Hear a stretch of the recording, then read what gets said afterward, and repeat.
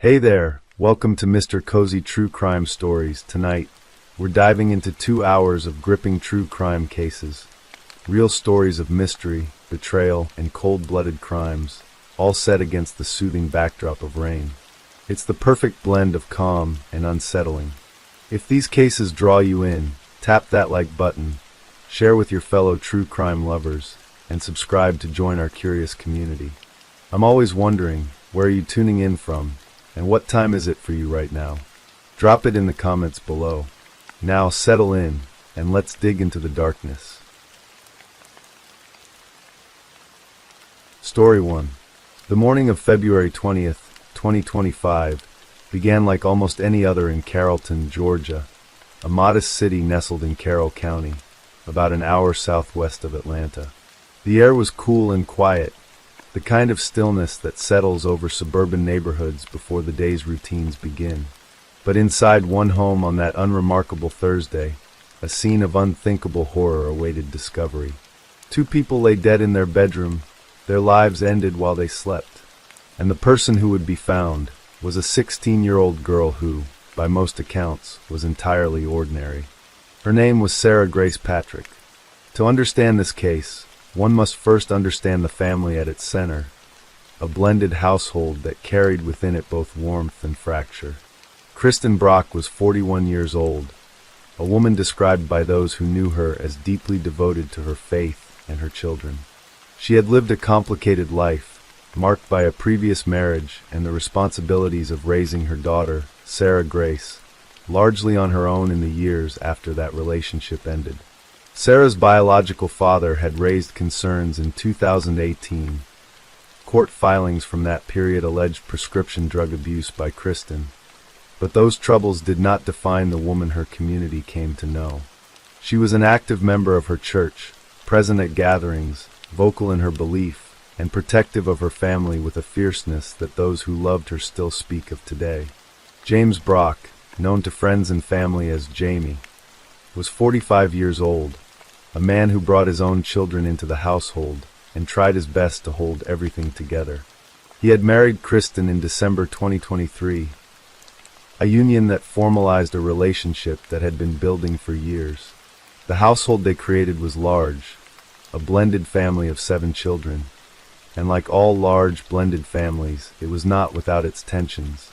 In 2022, a domestic dispute had escalated to the point where James had filed for a temporary protective order against Kristen, citing an incident in which she allegedly drove her car into a barn while he was inside. That order, however, was later dismissed at James's own request, and the two moved forward, eventually marrying.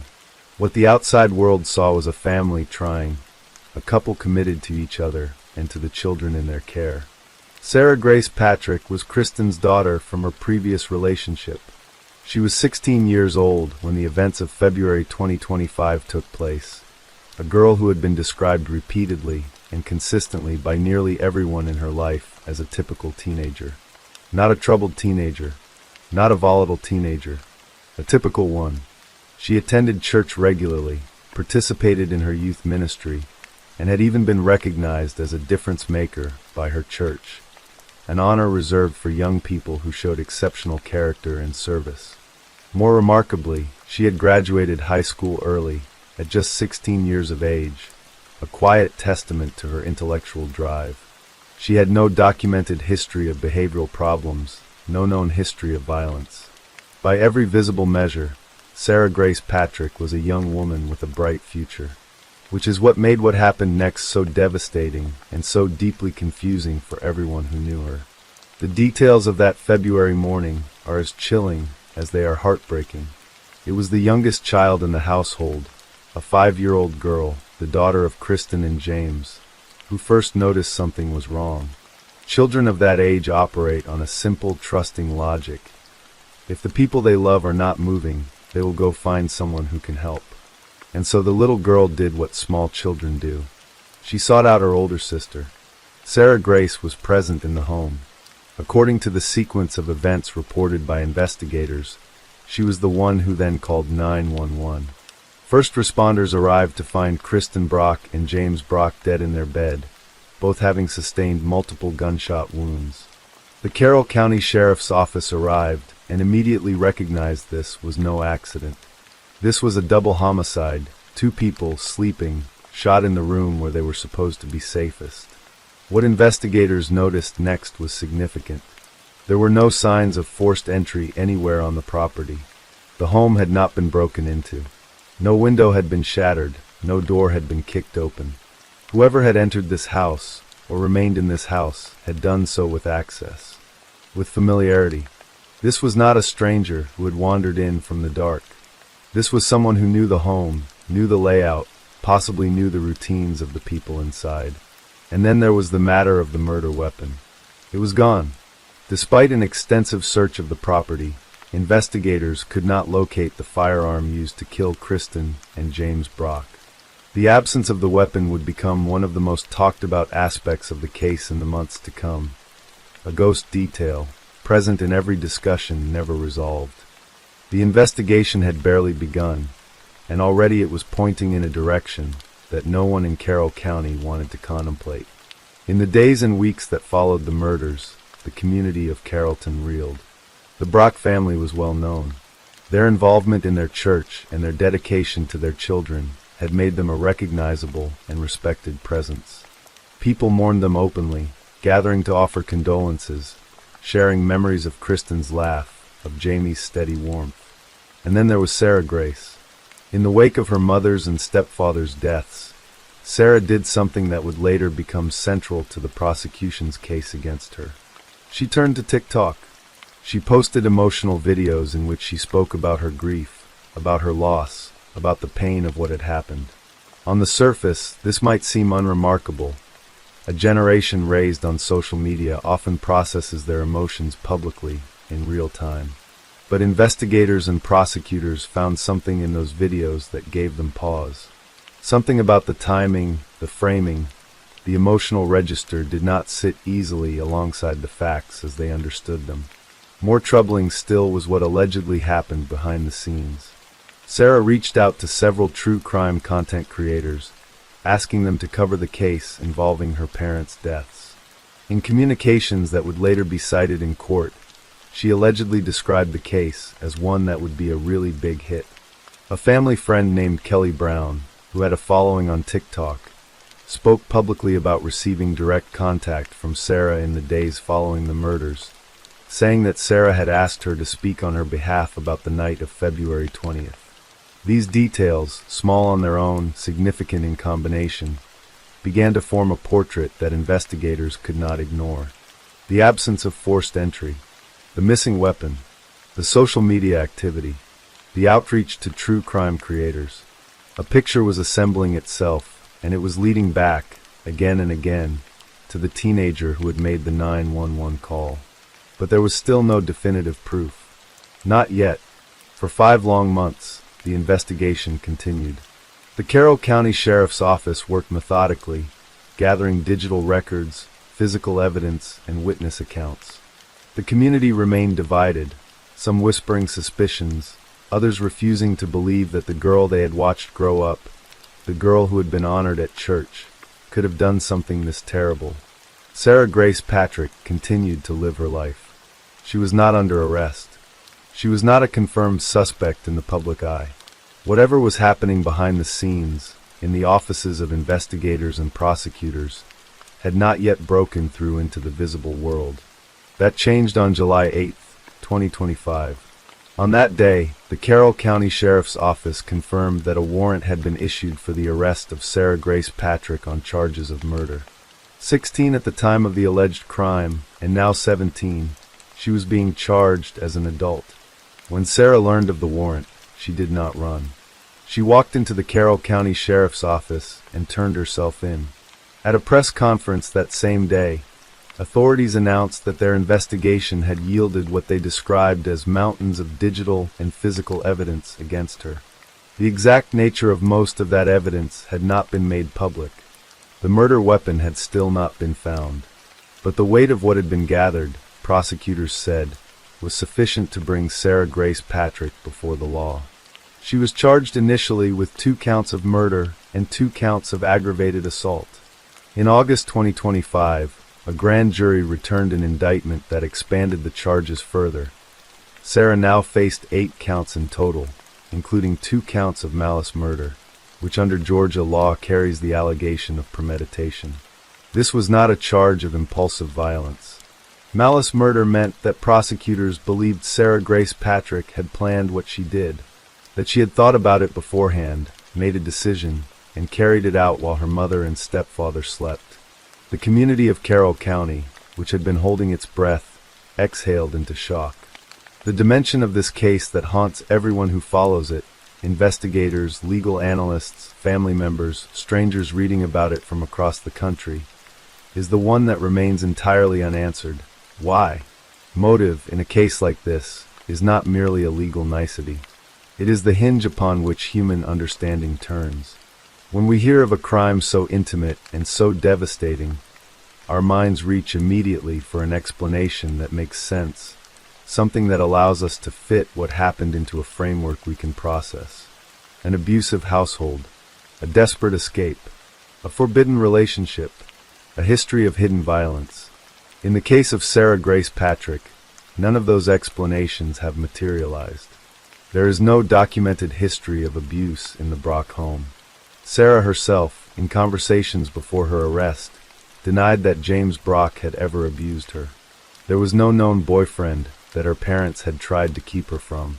There was no dramatic recent conflict that friends or family members could point to as a breaking point. Even the earlier family troubles, the 2022 domestic dispute, the old custody concerns about Kristen, do not directly implicate Sarah in any obvious emotional wound that might have festered into violence. Her grandfather has maintained her innocence consistently and with deep conviction. Her biological father stands beside him. At her first bond hearing in August 2025, friends and church members filled the courtroom in support, some wearing t-shirts that read, "I stand with Sarah." They spoke of the girl they knew, the honor student, the faith community member, the young woman who had graduated early and seemed destined for something good.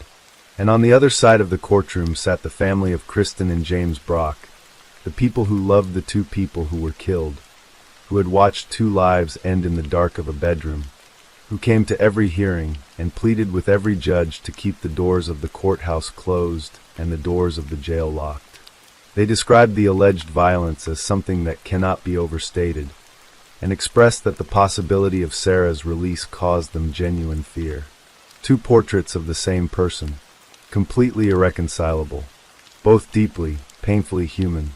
Since her arrest in July 2025, Sarah Grace Patrick has remained in custody. Because of her age, she has been held in solitary confinement, a reality that her defense team has noted in their filings, arguing that the conditions of her detention are themselves a form of punishment before any verdict has been reached.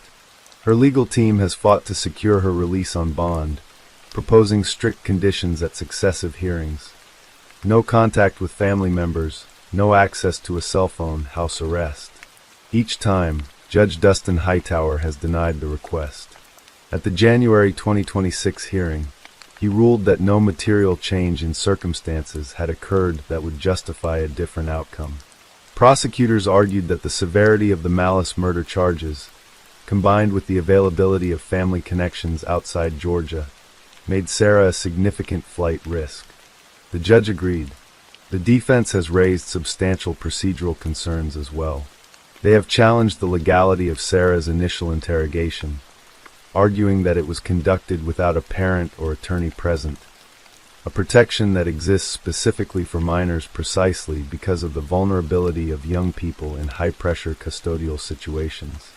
They have also noted that, despite prosecutors' confident language about mountains of evidence, the defense had still not received full discovery, the complete package of evidence the prosecution intends to use at trial. No murder weapon has been publicly confirmed as recovered. No motive has been formally established. And yet the charges stand, and Sarah Grace Patrick waits. The trial, originally scheduled to begin on January 5, 2026, was postponed. The delay was granted to allow time for the completion of a forensic neuropsychology report commissioned by the defense, a document intended to provide the court with a clinical picture of Sarah's psychological state, her cognitive development, her capacity for the kind of premeditation the malice murder charges allege. Jury selection is now scheduled to begin on August 3, 2026. Carroll County has not recovered its equilibrium in the meantime. A community that once gathered around this family in sympathy is now divided. Some certain of Sarah's guilt, some insistent on her innocence, many simply heartbroken in a way that does not resolve into either position. 7 children have lost the structure of their family. 2 people who loved their faith, their community, and their children are gone. A 17-year-old sits in a cell, charged with the most serious crime the law recognizes. The little girl, the 5-year-old who walked into her parents' room that cold February morning, who found them unresponsive, who sought out her older sister, is 6 now. She is growing up in the long shadow of something she was too young to understand when it happened, and too young still to fully comprehend. In time, she will understand. That understanding, when it comes, will be its own kind of reckoning. As of early 2026, this case remains unresolved. The trial has not yet occurred. Sarah Grace Patrick has not been convicted. Under the law, and by the principles of justice that underpin it, she is presumed innocent until proven otherwise. The prosecution has promised evidence that it says is overwhelming. The defense has promised a vigorous challenge to every piece of it. What August 2026 will bring is unknown. What the jury will decide, after hearing the evidence, after sitting with the question of who Sarah Grace Patrick truly is, and what truly happened inside that Carrollton home on February 20th, 2025, remains to be seen. What is already known as the cost. 2 lives, taken without warning, in the home that was supposed to protect them. A family shattered along fault lines that may never fully heal. A community forced to look at itself and ask what it missed, what it failed to see, and what it still doesn't understand. In Carroll County, Georgia, the silence of that February morning still echoes. And the question at its heart, why, remains for now unanswered, waiting like the rest of this story for the verdict that has not yet come.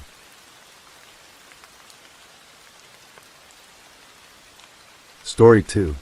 In the rolling hills of Bullitt County, Kentucky, the town of Shepherdsville carries the quiet rhythm of a place that does not expect tragedy.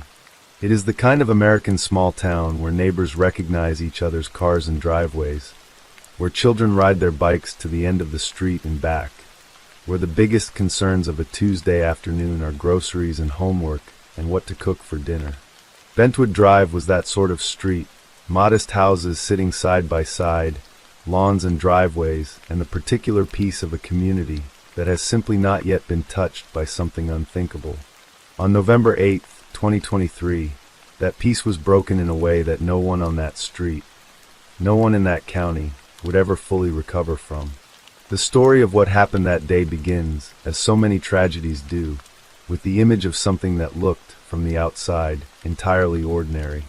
Tiffany and Catherine Lucas was 32 years old. She was a mother of 2 boys who, by all accounts from family members and neighbors, she presented to the world as her whole reason for living. The older boy was Jaden Howard, 9 years old, a child at the age where the world is beginning to reveal itself in full color, where friendships are becoming real, where he would have been starting to develop the quiet, particular shape of the person he was going to become. The younger boy was Maurice Baker Jr., 6 years old, still in the early sweetness of childhood, still young enough to believe that mothers are the unshakable center of all things. Both boys carried their father's surnames in their names, a quiet piece of documentation that their lives had separate origins, and both were, by every account offered in court, deeply loved by the extended families on both sides. They were children who were wanted. They were children who had people who would have come for them. The day before everything fell apart, Tiffany Lucas took her boys to a Waffle House. Surveillance camera footage showed her there with Jaden and Maurice. The unremarkable cheerfulness of a mother and her children in a restaurant booth, plates of food, the background noise of an ordinary Wednesday. It was, in its retrospective cruelty, a document of normalcy. The last images of those 3 people as a family unit, intact and visibly together, before what would happen the following morning. But something was happening inside Tiffany Lucas that the Waffle House camera could not see. In the weeks and months before November 8th, she had been in the grip of a crisis that those close to her would later describe in fragments, pieces of a larger picture that nobody had been able to fully assemble in time.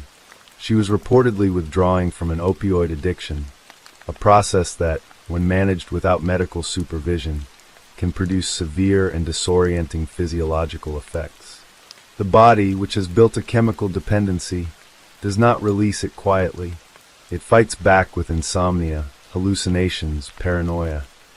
The mind becoming a landscape where the line between what is real and what is imagined grows terrifyingly thin. She had been experiencing psychotic delusions driven by this withdrawal, that she had come to believe, in those frightening final days, that God was speaking to her directly. That scripture was being written for her to read in the bark of trees outside her window. That the digital world around her, the internet, the wireless signal, the social media platforms that connected her to the outside world, had been turned against her, that unseen forces were reaching through her phone and her Wi-Fi connection and bending her mind toward violence. On the morning of November 8th, 2023, Tiffany Lucas picked up a gun inside her home on Bentwood Drive, walked to her son's bedroom, and fired 4 shots in the space of approximately 30 seconds. Both boys were shot in the head. Jaden was 9. Maurice was 6. What followed immediately afterward has a particular and devastating quality to it. A neighbor to be returning to his own home on Bentwood Drive when he saw Tiffany Lucas collapse in his driveway. He crossed toward her, not yet knowing what had happened. She looked up at him and told him that her kids were dying. He did not stop to ask questions. He ran into the house, found both boys in their bedroom, and immediately began trying to help them. He stayed with them, doing what he could, until emergency services arrived. The detective who responded to the scene, Richard Beal of the Bullitt County Sheriff's Office, arrived to find the 2 boys had been transported to hospital. What he found inside the house told part of the story. The boys had been shot in their bedroom. A gun was on the bed near where they had fallen. The forensic details were as blunt and terrible as they sound. Beal later testified in court about what that scene looked like and what it meant. He described the timeline: 4 shots, 30 seconds, 2 children, no surviving witnesses to the act itself. At the hospital, both Jaden Howard and Maurice Baker Jr. died from their gunshot wounds. The boys who had been at a Waffle House booth the previous day, who had gone to bed that night presumably the same way children go to bed every night, unaware that anything in their world had fundamentally changed, were gone. The phone calls that followed, to grandparents and aunts and uncles and cousins who had loved these children, were the kind that a family never recovers from completely. Detective Beal interviewed Lucas in the hours following the shootings. What emerged from that interview was deeply strange, and would echo through the courtroom for the next year. Lucas told investigators that the shooting was an accident. She then told them that she must have been manipulated into doing what she did. Manipulated, she explained, through Facebook, through the internet, through Wi-Fi. She stated that she had been tricked. Beal related her words verbatim in court, and the courtroom listened in the particular silence that descends on a room when something simultaneously terrible and bewildering is being described. She showed, by multiple accounts of those present, no visible emotion during the proceedings. The Bullitt County judge set her bond at $2 million, declaring her a danger to others. She was arrested and charged with 2 counts of murder. She sat in the Bullitt County jail through the autumn and winter and into the following year. The world outside carrying on while a family shattered into pieces tried to make sense of what had been taken from them.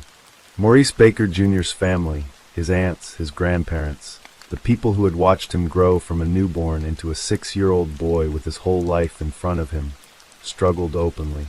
Bobby Baker, Morris's aunt, became one of the most vocal and visible voices on behalf of the children throughout the court proceedings. She spoke to reporters outside the courthouse with a directness that cut through legal language and process. Her nephew had been 6 years old. He had done nothing. He had been someone's child and someone's nephew and someone's friend, and the person who was supposed to love him most in the world had taken his life. "Give them some form of justice," she told reporters. "They didn't deserve this. They're kids." Jaden's grandmother, Regina Rowland, carried a grief of equal and overwhelming size.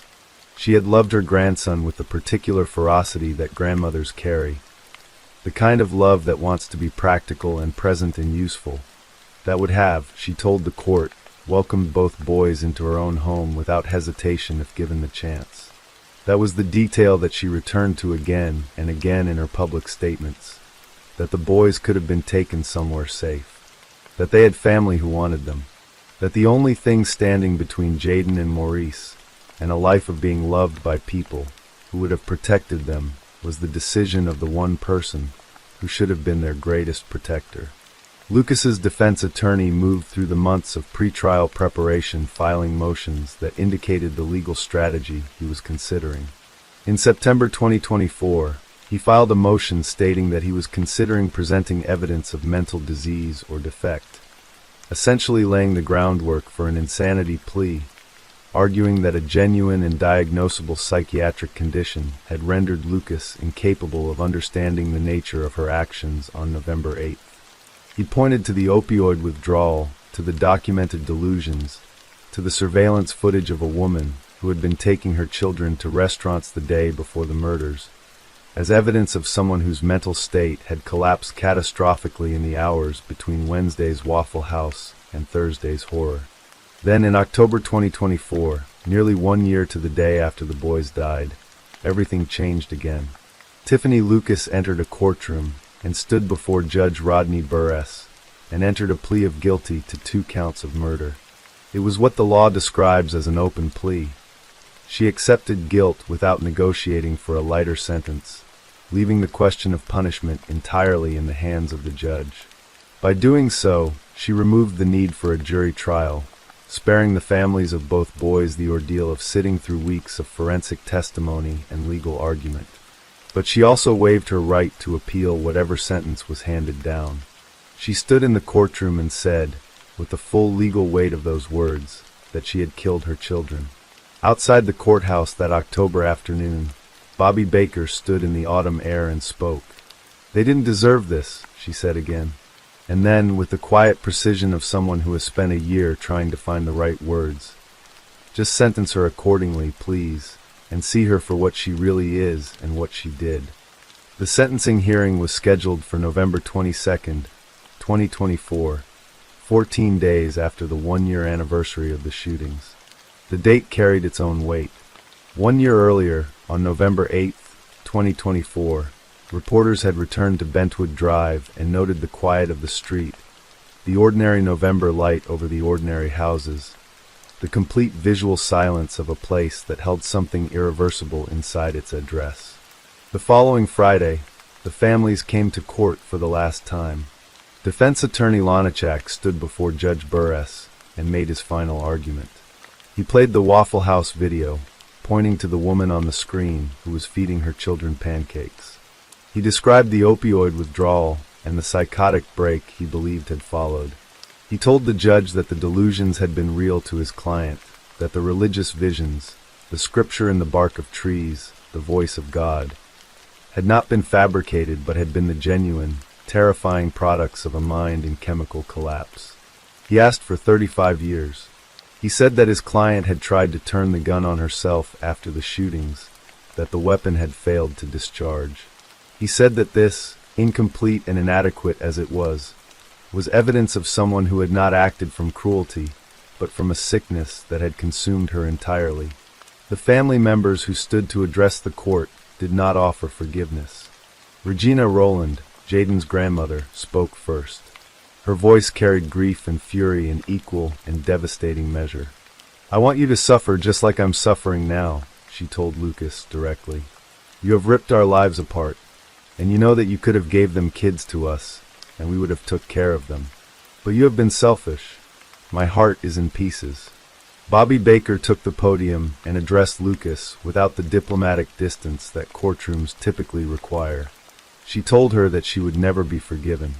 She told her that she would be present at every future parole hearing, that she would stand in those rooms every single time for the rest of her own life and speak on behalf of Maurice and Jaden.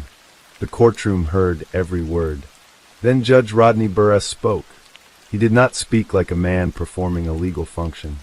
He spoke like a person who had sat with the evidence of this case and been undone by it in the way that any human being would be undone.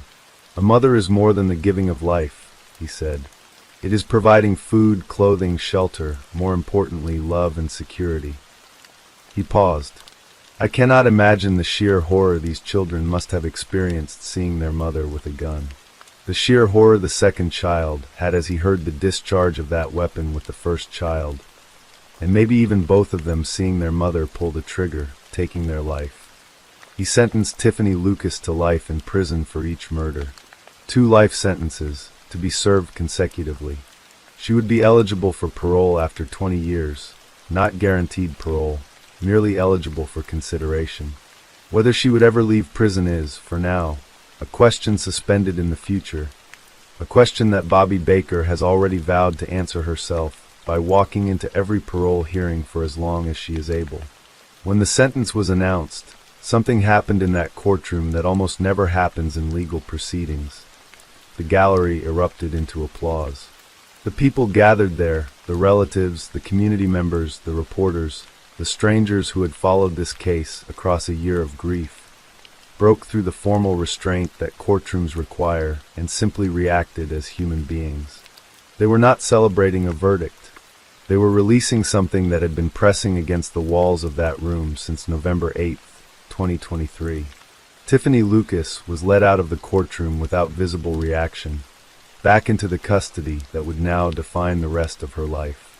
Outside, in the Kentucky November air, the families of Jaden Howard and Maurice Baker Jr. walked into the afternoon, knowing that the legal chapter of their grief was, in one sense, finished. In every other sense, it would never be finished at all. A boy of 9 who should have grown into a teenager, then a young man, then someone's father, was gone. A boy of 6 who should have had decades of life ahead of him. School years, friendships, first heartbreaks, the ordinary accumulation of a human existence was gone. Their names were Jaden Howard and Maurice Baker Jr. They were 9 and 6 years old. They had gone to a restaurant with their mother the day before they died, and they had eaten their food, and they had not known that anything was wrong. That is perhaps the detail that remains longest after everything else, that they were children who did not know. They went home from the Waffle House and went to bed in their house on Bentwood Drive, in the quiet hills of Bullitt County, in the particular piece of children who still believed the world to be safe, and they did not know. No courtroom, no sentence, no legal conclusion restores what was taken on that November morning. The law can name what happened and assign a consequence. It cannot answer the question that sits at the center of it, how a mind travels from the warmth of a restaurant booth on a Wednesday afternoon to the edge of an act that cannot be undone by Thursday morning. It cannot give back what Jaden and Maurice deserved. What remains is the memory of 2 small boys, the voices of the people who loved them, and a grandmother who said simply, "My heart is in pieces," and meant every word for the rest of her life. Story 3. There is a particular cruelty in the kind of abuse that leaves no single defining moment, no one incident that a person can point to and say, "That is when I should have run." Instead, it works gradually, in the way that erosion works, taking a little at a time, so slowly and so quietly that the person standing at the center of it barely registers the disappearance of the ground beneath their feet. By the time Alex Skeel understood the full nature of what was happening to him inside his relationship with Jordan Worth, he was a shadow of the person he had been. He weighed 98 pounds. He had open burns on his body. His tendons had been severed. There was fluid on his brain. A medical examiner would later tell him, with the dispassionate precision of clinical truth, that he had been 10 days away from death. He had been 22 years old. He had 2 children, and almost nobody had known. Alex Skeel was born in 1995 and grew up in Bedfordshire, in the quiet, unremarkable stretch of English Midlands where the landscape is flat and domestic and life moves at the unhurried pace of small towns. He was, by every account of those who knew him before Jordan Worth, a normal young man, the kind of person who occupies the world comfortably without particular drama. He had friends. He had family. He had the ordinary social connections of a young person navigating the transition from adolescence into adulthood. He met Jordan Worth at college in 2012 when they were both 16 years old. She was bright, strong-willed, and drawn to the particular kind of authority that certain personalities claim naturally in a group. They began a relationship, the way young people do, with the excitement of first serious love, the kind of intensity that feels total at 16 and that anchors itself deep in a person's sense of identity. Jordan was his girlfriend, and then, over the years that followed, she became something else entirely, though the process was so slow and so incremental that the word became is almost misleading. She was always what she was. What changed was how clearly it could be seen, and by the time it was fully visible, Alex was already far inside the architecture of control she had built around him. The abuse began early, in the way that coercive control almost always does, with the small, manageable-seeming assertion that the abuser simply knows better. Jordan began by deciding what Alex should wear. On the surface, this looks like a preference, a strong personality expressing an opinion. In retrospect, it was the first brick in a wall. She moved from clothing choices to the regulation of his social world, determining who he could see and when, and then to something more calculated, the systematic severing of his connections to his own family. She did not merely tell Alex to stop speaking to his relatives. She took his phone and, impersonating him, sent messages to his family members telling them not to contact him anymore.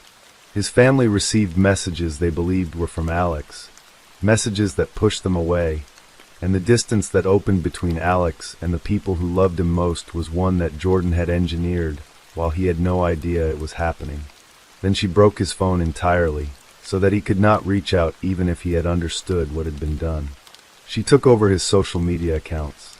She created a Facebook profile in his name that she controlled, so that the version of Alex that the world could see was the version Jordan wished to present. She used psychological manipulation with a sophistication that is difficult to fully convey without the details. At one point, she falsely told Alex that his grandfather had died. She delivered this fabricated grief to him, and then, when Alex was overcome with sadness and wept about losing his grandfather, she used his tears as evidence against him. She berated him for caring about his family. She turned his love for the people he had grown up with into a vulnerability she could press against him whenever she needed to remind him that his emotions made him weak, that caring about other people was a failing, and that she was the only reliable presence in his life. What Jordan was doing, in the clinical language of forensic psychology, was dismantling the social scaffolding that supports a person's sense of independent identity. Without family, without friends, without a phone, without a social media presence that was genuinely his own, Alex Skeel became progressively more isolated and progressively more dependent on the one person who had orchestrated all of it. The relationship produced 2 children, a son first, and then, shortly before the relationship ended, a daughter. The children's presence in the household became, in the way that abusers often exploit the existence of children, an additional layer of restraint. Alex was afraid that if he tried to leave, Jordan would harm them. He had watched what she was capable of. He had learned, through painful and repeated experience, that her capacity for cruelty was not limited or episodic. And so the children, who should have been the most uncomplicated reason to find a way out, became instead one of the reasons he felt he could not go. The physical abuse, when it came, arrived in the context of a relationship that had already destroyed Alex's capacity to see himself as someone deserving of protection. 3 years of psychological erosion had done its preparatory work. By the time Jordan began hitting him, he had been conditioned to believe that whatever happened to him was, in some way he could not quite articulate, something he had brought upon himself. She hit him with a hairbrush and knocked out one of his teeth. She attacked him with a glass bottle. She used a screwdriver. She used a hammer. Each attack was an escalation from the one before. the violence growing more severe as the months passed, and as Alex's capacity to resist, physically and psychologically, diminished in direct proportion to the damage being done to his body. And then came the boiling water. On more than one occasion, Jordan Worth poured boiling water on Alex's body. The burns left by boiling water are not minor injuries. They damage the skin at depth, reaching the layers beneath the surface that determine whether a burn will heal cleanly or leave lasting damage. The pain they produce is immediate and severe, and the injuries they create require medical attention. Jordan denied him that attention. She would not let him call for help. She would not allow him to go to a hospital. He lay with open burns on his body in pain, unable to seek treatment, in the home they shared in Stowartby, Bedfordshire, while the wounds worsened without care. He was also being starved. Jordan controlled what Alex ate. She restricted his food to the point where his body weight dropped from 10 stones to 7, a loss of approximately 42 pounds, leaving him at 98 pounds, gaunt and physically weakened to a degree that compounded every other form of harm he was experiencing. He was losing mass. He was losing strength. He was sleeping on the floor. Each deprivation reinforced the others, reducing him systematically to the kind of physical fragility that makes resistance feel impossible. By the summer of 2017, the abuse had been ongoing in its coercive, physical form since at least April 2016. Jordan had stabbed him. She had used the screwdriver and the hammer as weapons. The burns were open on his body.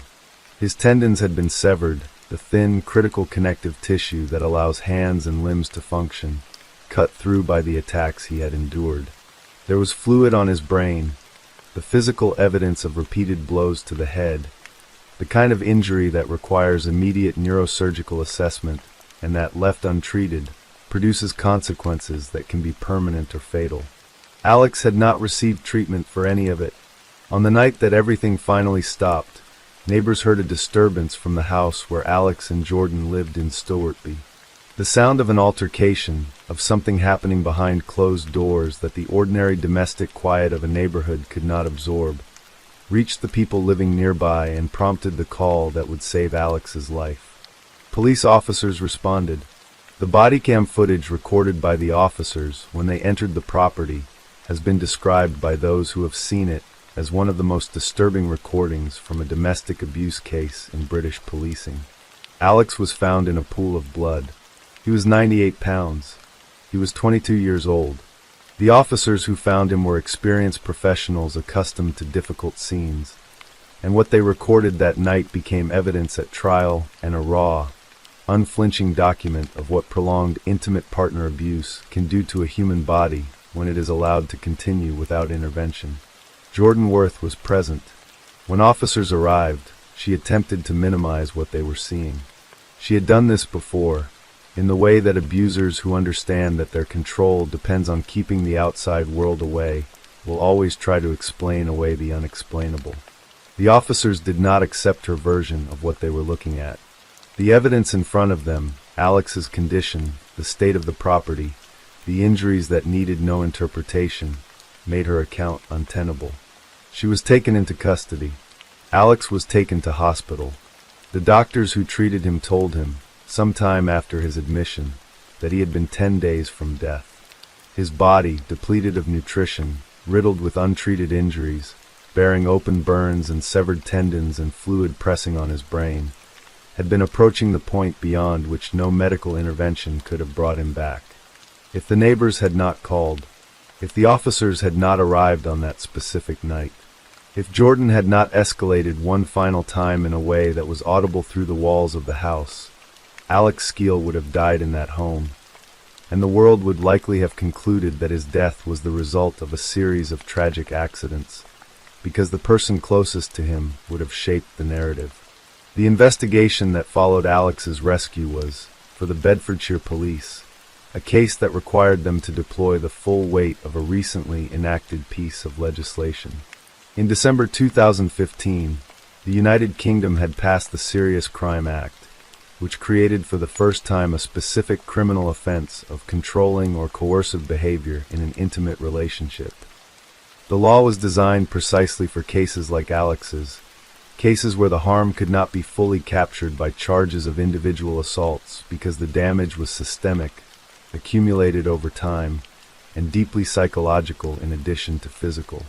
Detective Chief Inspector Jerry Waite, who led the investigation, later spoke publicly about what the case had taught his team about the nature of coercive control. "Coercive control is subtle," he said. "The victim may not immediately recognize the behavior as abuse, and it can lead to violence." In those words was the essential lesson that the Alex Skeel case would come to represent for domestic abuse awareness campaigns and for law enforcement training programs across the United Kingdom. The abuse that society has historically been quickest to recognize, the bruise, the broken bone, the visible injury, is often the last stage of a process that began years earlier with something that looked, to everyone who observed it, like nothing at all. Jordan Worth was 22 years old when she appeared before Luton Crown Court in April 2018 and entered her guilty pleas. She admitted to controlling or coercive behavior in an intimate relationship, to wounding with intent, and to causing grievous bodily harm. She did not contest the facts as the prosecution presented them. She offered no account that explained or contextualized what she had done. She simply pleaded guilty and accepted what was to come. The judge sentenced her to 7.5 years in prison. The sentence was structured as 7 years for the grievous bodily harm with intent, plus a further 6 months for the coercive control, running consecutively. Bedfordshire police noted publicly, with an emphasis that the significance of the moment merited, that this was the first conviction in the United Kingdom under the coercive control legislation where the offender was female. In June 2018, the Solicitor General referred the sentence to the Court of Appeal under the unduly lenient sentence scheme, arguing that the judge had been too lenient given the sustained and calculated nature of Worth's offending and the particular vulnerability of the victim. The Court of Appeal heard the submissions and agreed, in the specific and carefully worded language of appellate judges, that the sentence was undoubtedly very lenient. But they declined to increase it, concluding that while it sat at the lower end of the appropriate range, it did not cross the legal threshold of being unduly so. Worth had already refused to attend the appeal hearing. Her solicitor conveyed to the court that she expressed remorse. She was released from custody in 2022, having served roughly 4 years of her sentence. After her release, she made a choice that, for Alex and for those who had followed the case, was both painful and revealing. She began posting on her social media accounts, sharing content about women in abusive relationships, and apparently presenting herself as having been a victim in the relationship with Alex, rather than its perpetrator. Alex Skeel had surgery after his rescue. Operations on his brain. Operations on his hands. The physical reconstruction of a body that had been systematically dismantled required the kind of prolonged, complex medical intervention that most people will never experience. He was a young man in his early 20s undertaking the medical journey of someone twice his age, returning again and again to hospitals to address the damage that had accumulated inside the relationship he had survived. The decision he made with the attention that came his way was not to retreat into the anonymity that his survivor status entitled him to protect. He waived that anonymity. He chose, in a decision that required a specific and remarkable kind of courage, to speak. He spoke to newspapers, to television programs, to BBC documentaries, to morning news shows.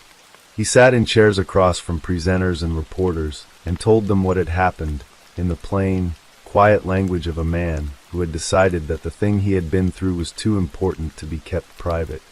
Alex became an ambassador for the Mankind Initiative, a charity dedicated to the support of male victims of domestic abuse, an organization operating in the knowledge that the men it serves face not only the abuse itself, but the additional barrier of a society that does not always believe them, that offers fewer dedicated services to them, and that carries within its cultural assumptions a resistance to the idea that a man can be a victim of his female partner.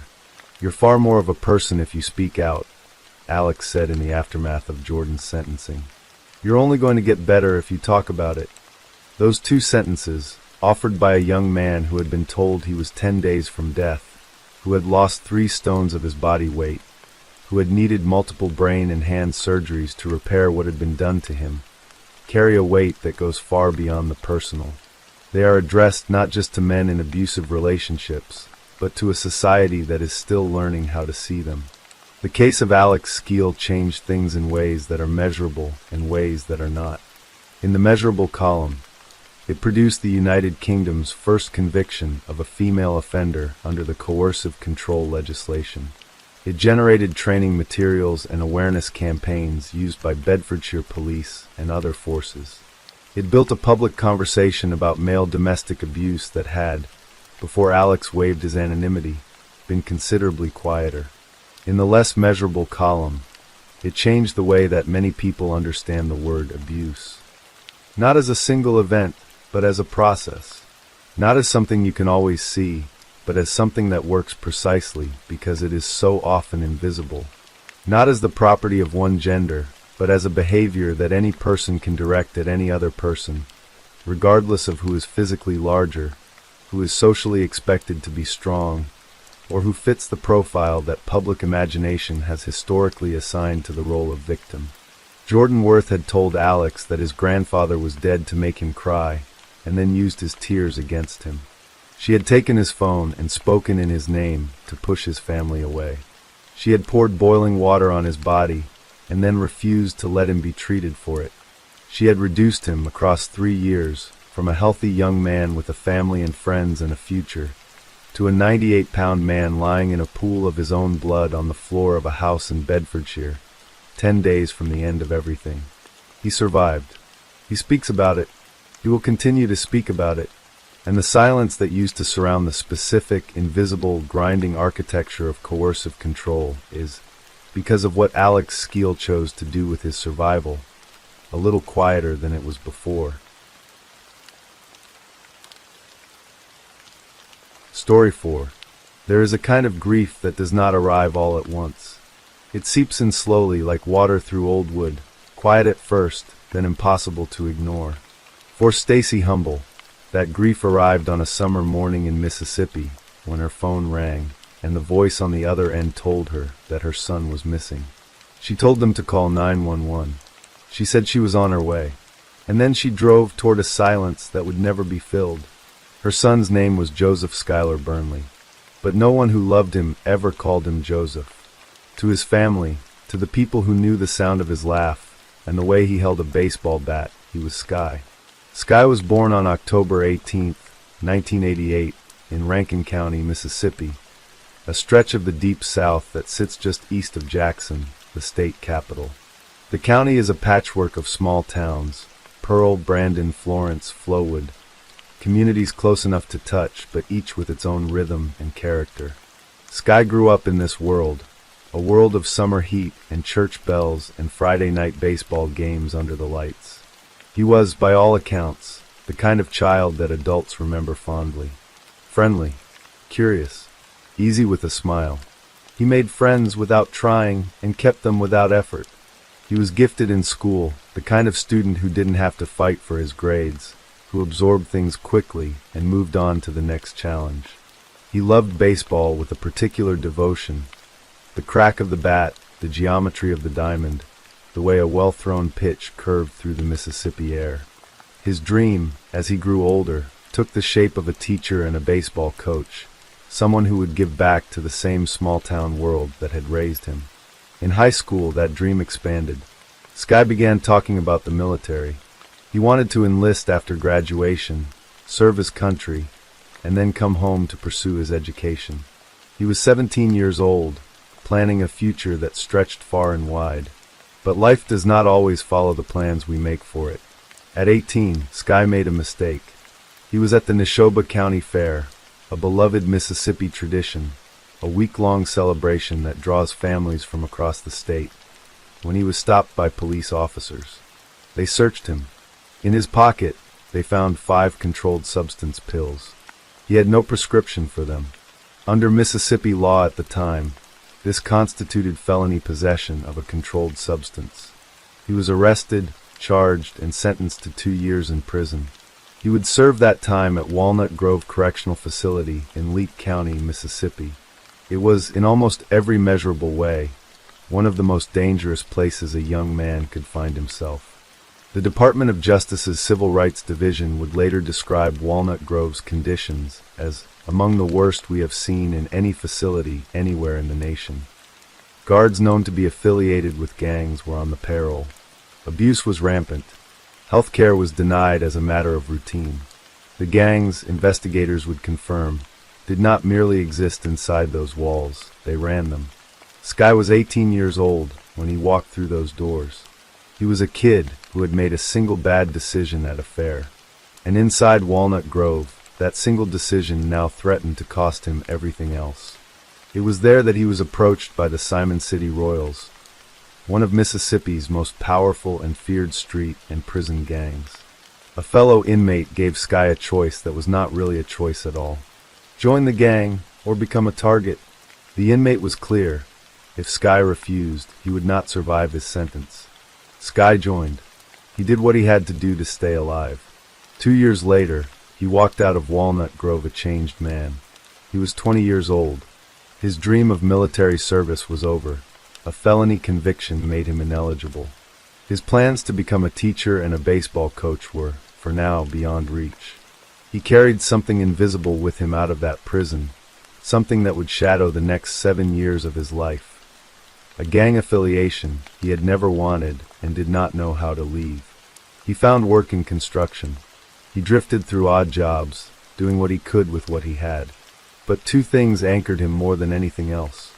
The first was his grandmother, a woman in her 90s who the family had begun discussing putting into a nursing home. Sky refused. He stepped forward and offered to care for her himself, moving in with her in Florence, Mississippi.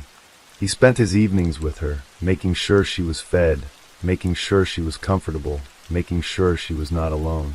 He was 20-something years old, and choosing to spend his free time with a 94-year-old woman. That said everything anyone needed to know about who Sky really was. The second anchor was faith. In 2015, Sky and his girlfriend Sydney found their way into Hickory Ridge Baptist Church in Florence. They were saved together. They were baptized together. Sky read the holy books every day, highlighting verses that meant something to him, leaving note cards for Sydney with passages about peace and courage and the love of God. For a young man who had been forced into a world of darkness and violence, this was not merely religion. It was a lifeline, a deliberate reaching toward the light. And beneath all of this, quietly, something else was building. Sky had never wanted to be in the Simon City Royals. Sky was in the process of leaving the gang entirely, and that he was preparing to take a significant step. He was going to turn information over to the Rankin County Sheriff's Department. He was going to name names. He was going to cooperate with law enforcement and sever the last threads connecting him to the world that had claimed his young adulthood. Someone, it seems, found out. In the weeks before June 3rd, 2016, something strange happened. Sky was driving through Brandon, Mississippi when he was pulled over by what appeared to be a police officer. The officer told him his license was suspended. Sky was taken to a station in Pearl, and his girlfriend was called. She paid a $100 cash fine. Sky was released, and his truck was returned to him. The incident seemed routine, uncomfortable but routine. It was not until Sky disappeared that his mother, Stacy, began making phone calls. She contacted investigators. She wanted to know about the traffic stop, about the fine, about the record of what had happened that day. There was no record. No record of a traffic stop. No record of Sky being brought to any station. No record of a fine being paid. The stop, as far as any official document was concerned, had never happened. What it had done was confirm something to someone. Sky's location, his routine, his vulnerabilities. Whether it was a warning or reconnaissance, no one has ever said officially. But his mother never forgot it. The morning of June 3rd, 2016 was sweltering. A deep Mississippi summer heat that pressed down on everything and everyone. Sky had spent the previous night at the home of Travis Brewer, a man he knew through their shared work on vehicles. Travis lived with his girlfriend, Amanda Morris, and their 4-year-old daughter on Cedar Brook Drive in Pearl. That evening, another young man was at the house, Matthew McCoy, an acquaintance of Travis's. Sometime that night, Travis said, McCoy stole his Chevrolet pickup truck. Travis said he knew, because he had left his cell phone on the front seat of the truck, and using his cell carrier's GPS tracking, he could see where the truck and the phone were pinging from. According to Travis, the phone was signaling from a wooded area just outside Brandon, Mississippi. He suggested they go find it. Sky agreed to help. On the morning of June 4, 2016, all three of them, Sky, Travis, and Amanda, with her small daughter in tow, climbed into Amanda's vehicle and drove toward the woods. They stopped first at a gas station on Greenfield Road. Surveillance cameras captured the moment at 9:48 a.m. Sky, in a short-sleeved yellow button-down shirt, blue shorts, and a baseball cap, buying a drink and a snack before heading out. He looked calm. He looked ordinary. He had no idea that this would be the last time the world would see him. When they reached the wooded area off Bridges Road, Amanda stayed in the vehicle with her daughter. Sky and Travis got out of the car and walked into the trees. They split up, going in different directions, to cover more ground in their search for the truck. Travis came back out. Sky did not. Travis and Amanda said they searched for hours on their own, calling into the trees, driving around the edges of the woods, looking for their friend. They did not call 911 until approximately 1 a.m. on June 4th, 15 hours after they realized Sky had not returned. After calling 911, Travis did something peculiar. He drove to the home of Sky's uncle and left a note on the door. It read, Travis, Sky's friend. He is missing. I'm worried something bad has happened. It was an odd thing to write. Not a name for the uncle. Not a number to call. Just a few lines that read less like a worried friend and more like a person putting something on record. Investigators arrived at the wooded area and began searching immediately. They worked on foot, with K-9 units and helicopters. The patch of woods was not large. It was hemmed in on all sides by roads. The kind of place where a person simply could not vanish without a trace. But Sky was not there. There was no footprint, no article of clothing, no sign that he had ever entered those trees at all. The search expanded, eventually to more than 400 acres across the surrounding area. Nothing. Then the investigators began pulling at the threads of Travis Brewer's story. The first thread unraveled almost immediately. Days after Sky's disappearance, police found Travis's cell phone, not in a wooded area outside Brandon, but lying in the grass just feet from Brewer's own front yard on Cedar Brook Drive. Matthew McCoy, the man accused of stealing the truck, confirmed that he had thrown the phone out the truck window as he drove away from the house. The phone had never been in the woods. It had never been near the woods. If the phone had never been in the woods, then the GPS signal Travis claimed to have followed to that location was either fabricated or deliberately misdirected. Sky had been led into those trees on the basis of a story that did not hold together. Investigators conducted a forensic analysis of the phone. Undersheriff Duke of the Rankin County Sheriff's Department stated bluntly that the phone's data showed it had never been anywhere near the location where Travis claimed it was pinging. That phone was never there, Duke said. A search warrant was executed on Travis and Amanda's home. Inside, investigators found evidence of drug use. Travis and Amanda were both arrested on drug charges. Travis admitted that on the morning of June 4th, both he and Sky had used methamphetamine before going into the woods. Both Travis and Amanda were given polygraph examinations. Amanda Morris passed hers. Travis Brewer did not. When he was asked whether he knew what had happened to Sky, he answered no.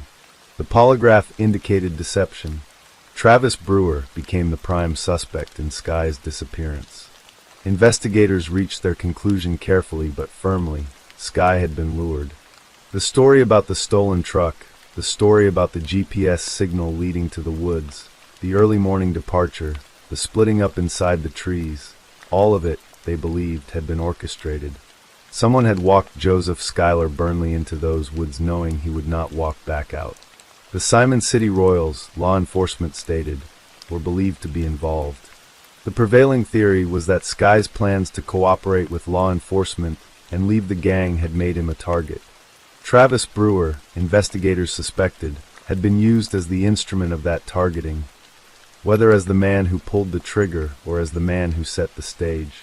Sky's father, Glenn Burnley, told a journalist what the family believed with quiet, heartbroken certainty. Sky had been going to report what he knew to law enforcement. And someone in the gang network found out. Before he did, Glenn said, "I guess somebody found out he was going to rat on the network there and the folks involved." And he ended up dead. In the days after Sky vanished, his mother Stacy went to his room. She found his holy book open on the bed, resting on the page. The verse was highlighted in yellow. "Be strong and courageous. Do not be afraid. Do not be discouraged, for the Lord your God will be with you wherever you go." On the nightstand, there was a note for Sydney. It told her to stay strong in her faith. It told her to help others find the right path. It told her how much he loved her. It told her he would see her again one day. Stacy read those words and understood. Her son had known. He had known what was coming, and in his final hours, he had made sure the people he loved knew how to carry on without him. He had not left in a panic. He had not tried to run. He had made peace quietly, in a yellow shirt and a baseball cap, and walked into the Mississippi morning. "It's the worst feeling you can have," Stacy said. "The knowing that he knew what was fixing to happen. That's all I can think about every night when I go to bed. What he must have gone through and knew he was going to go through." She also remembered the last conversation she'd had with her son. She had been teaching a swimming class, self-rescue techniques for infants, when Sky arrived with Sydney to say goodbye before they left. He hugged her and said something she did not fully understand until later. "Mom, know how much I love you and how proud I am of you. If you save one, you're going to save many." It wasn't until one of her students, a child she had taught, was later able to save herself from drowning, that Stacy understood what her son had meant. He had been saying goodbye, and he had been asking her to keep going. Sky has never been found. 2 years after his disappearance, Stacy received a call from a woman claiming to have Sky's son, a little boy who had been 2 years old when his father walked into the woods and never came home. DNA testing confirmed it. Sky had a child he may never have known about, and a child now grows up in Mississippi who will never know his father. Sky's sister's little boy still asks where Uncle Sky B is. No one knows how to answer him. The Rankin County Sheriff's Office continues to list the case as an active investigation. Travis Brewer has never been charged in connection with Sky's disappearance. The Simon City Royals have never been formally implicated in court. No remains have ever been found. No confession has ever been made. As of 2026, Joseph Schuyler Burnley has been missing for nearly 10 years. He would be 37 years old. He would have had a decade of sunrises over Florence, Mississippi, a decade of watching his nephew grow up, a decade with the woman he loved and the God he had found in the last years of his life. He was a young man who had made mistakes, who had suffered consequences far beyond what any of those mistakes warranted, and who had slowly, quietly, with Bible verses and baseball and his grandmother's hand to hold, found his way back. He was trying to do the right thing, and the world, it seems, took him for it.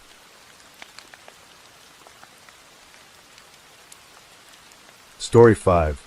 There are places in this world that carry the illusion of peace so perfectly that evil seems impossible within them. Yosemite National Park is one such place. Nestled in the Sierra Nevada mountains of California, it is a cathedral of granite and ancient forest, where waterfalls roar into mist-filled valleys and the sky presses down enormous and blue above towering sequoias. Families travel thousands of miles to walk its trails, breathe its clean air, and feel something close to wonder. In the winter of 1999, that sense of wonder became something else entirely, something darker and far more permanent, when the mountain's quiet was shattered by the actions of a man who had carried a monstrous secret for nearly 3 decades. His name was Cary Anthony Stayner, and he was born on August 13, 1961, in Merced, California, a modest city that locals called the Gateway to Yosemite. He was the eldest of 5 children, the firstborn son of Delbert and Kay Stainer, and for the first 11 years of his life, his story was unremarkable.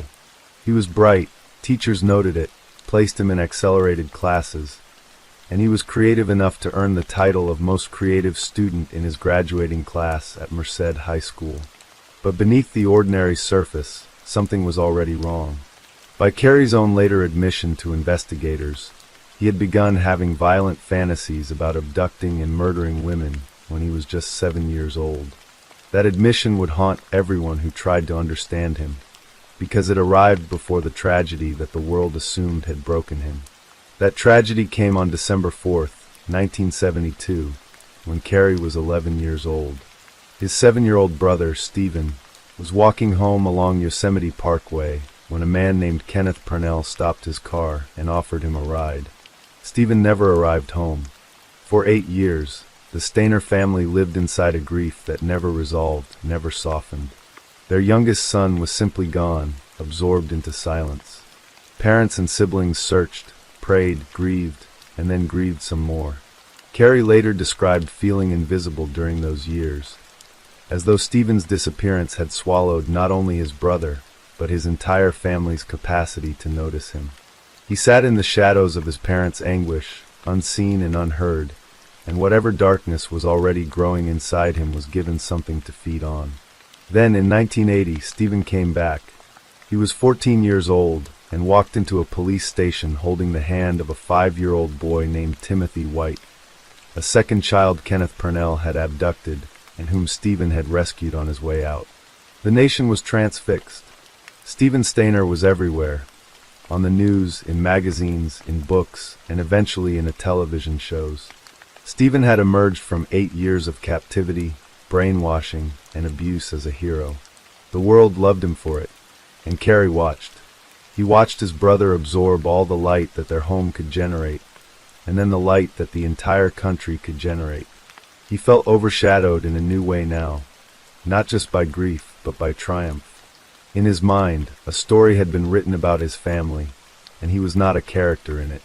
Years later, investigators and psychiatrists would debate how much the trauma of Stephen's kidnapping contributed to Carey's psychology, but Carey himself told them that his violent fantasies had begun before Stephen was ever taken. Whatever that means, it is worth sitting with. The darkness in Carey Stainer was not born from his brother's suffering. It was already there. Stephen Stainer died in September 1989 at the age of 24 in a motorcycle accident. He left behind a wife and 2 young children. For the Stainer family, it was a second devastating blow. Their hero, the boy who had escaped and returned, taken again by fate. For Carey, who had already been spiraling, the loss accelerated something. In 1991, he attempted to take his own life using carbon monoxide. In 1995, he was hospitalized in a psychiatric facility after what he described as a nervous breakdown. The signs of a man in profound psychological crisis were accumulating quietly, yet he was never diagnosed as dangerous, never flagged as someone who posed a risk to anyone else.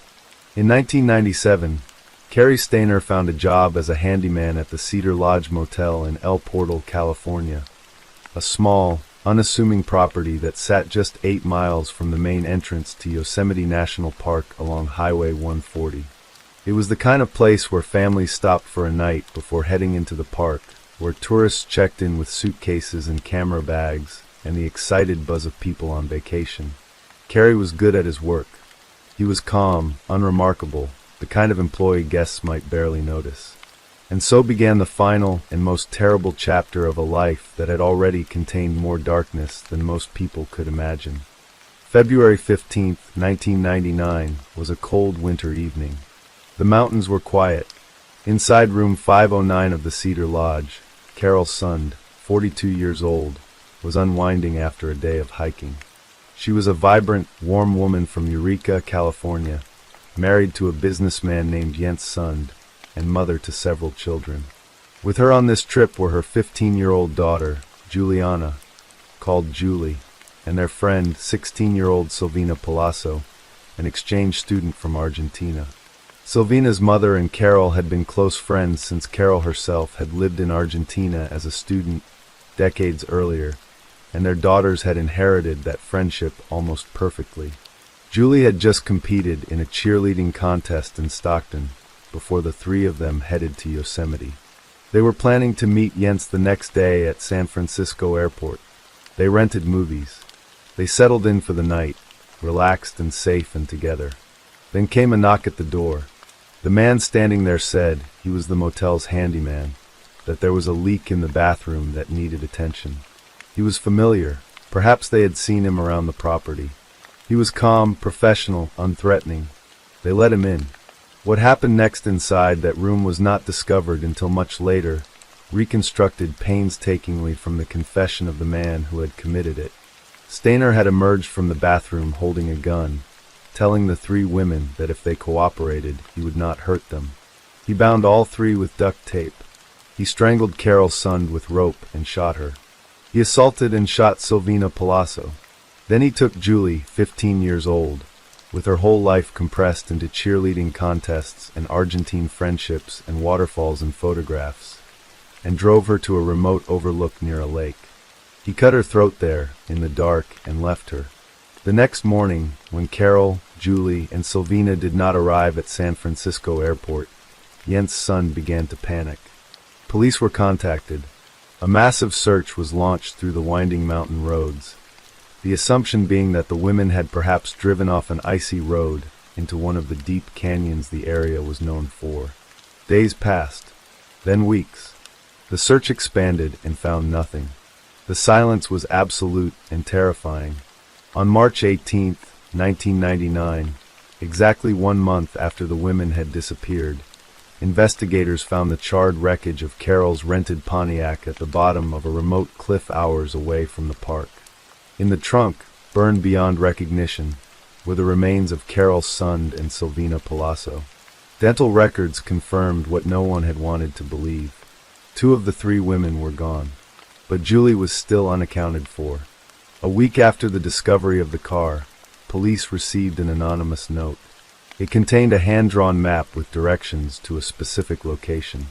At the top of the note, in a detail that sent a chill through the entire investigative team and every person who heard of it, were 4 words: "We had fun with this one."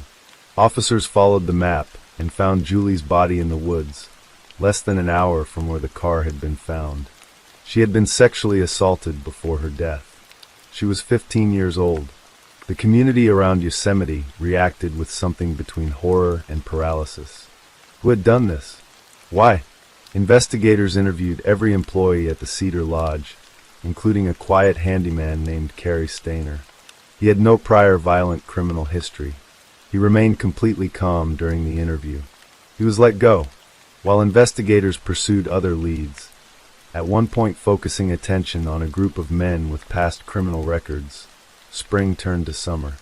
The mountains bloomed. Tourists returned. The Cedar Lodge filled up again, and Cary Stainer, invisible and undetected, continued to work his shifts as though nothing had happened. Joie Ruth Armstrong was 26 years old and radiant with purpose. She worked as a naturalist for the Yosemite Institute, an organization dedicated to environmental education, teaching children about the wilderness, about conservation, about the living world around them. Her friends described her as fiercely passionate, the kind of person who would remind you to recycle and mean it completely. That summer she had climbed to the summit of Mount Shasta, had made her way partway up the daunting granite face of El Capitan. She lived in a remote cabin in the park's Forster region, where meadows spread below views of Yosemite Valley and the Sierra Nevada rolled endlessly to the horizon. On the evening of July 21, 1999, her truck was parked outside the cabin, packed for a trip to visit friends in the Bay Area. She never made that trip. When she failed to arrive and her friends called the park to report her missing, officers came to the Forster cabin and found Joie's decapitated body near the tree line. Eyewitnesses had reported seeing an unusual vehicle parked outside her cabin the day before, a blue 1972 International Scout, battered and distinctive. Detectives ran the plates and traced the vehicle to Cary Stainer, the Cedar Lodge handyman who had been interviewed and released 5 months earlier. The connection between him and the first set of victims, women who had stayed at the very motel where he worked, suddenly snapped into sharp, terrible focus. FBI agents John Bowles and Jeff Rinnick moved quickly.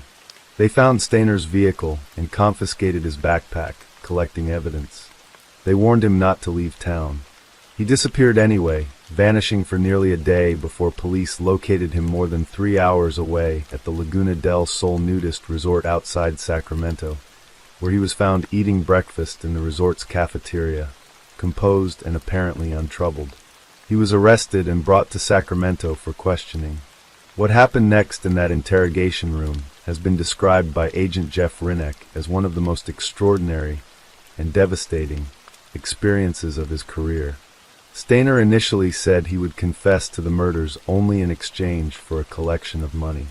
The agents refused, and then slowly, over hours of careful, patient conversation, Rinnick built something unusual with the man across the table from him, a kind of human connection.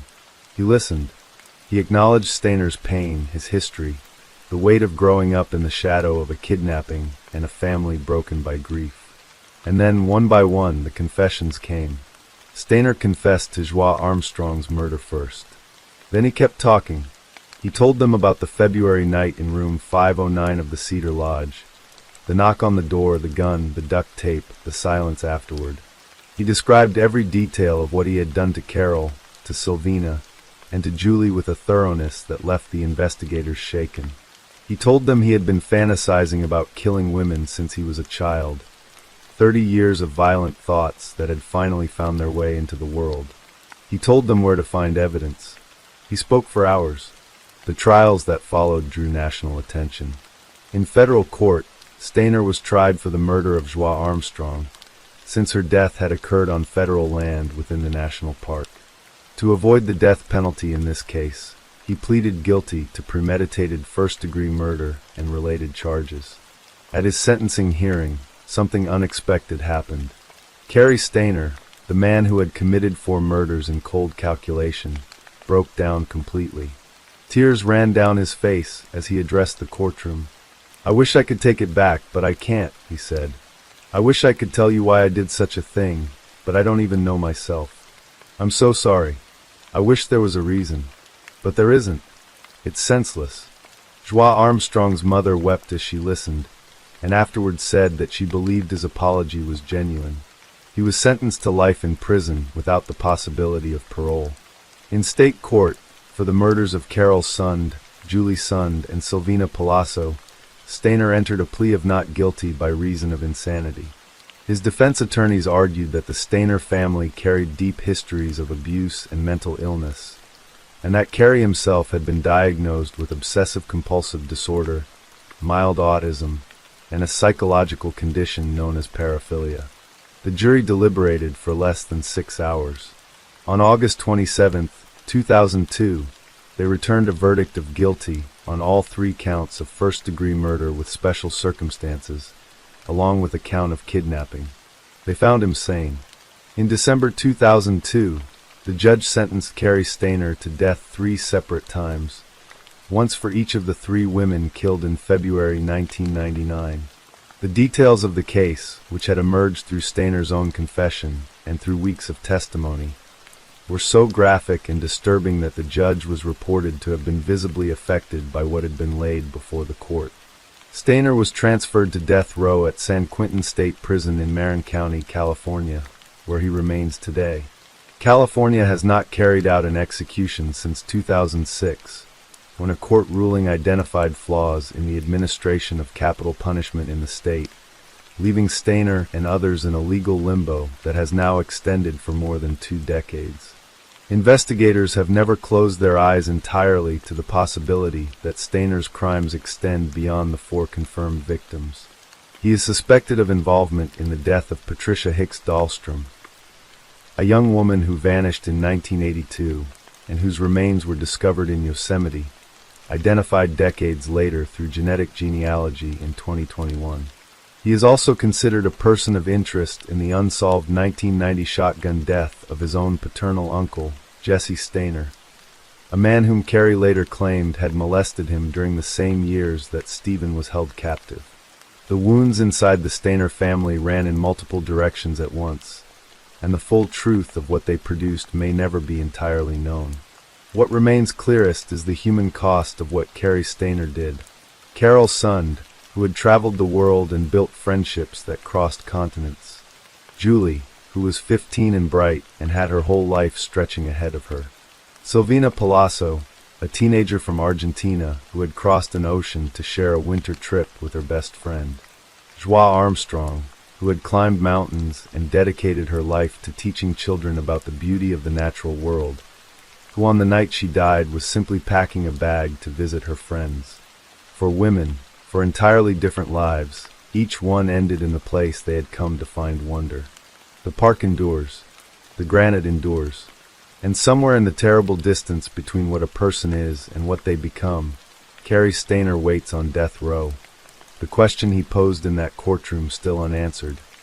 I wish there was a reason, but there isn't. Story 6. There is a particular kind of light that exists only in certain people, a warmth so natural, so unguarded, that everyone who steps near it feels chosen by it. Dorothy Ruth Hoogstraten had that light.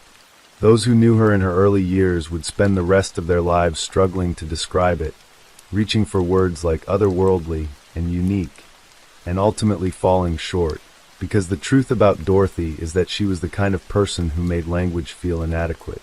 She was born on February 28, 1960, in Vancouver, British Columbia, Canada, the daughter of Simon and Nellie Hoogstraten, Dutch immigrants who had crossed the Atlantic in search of a quieter, steadier life.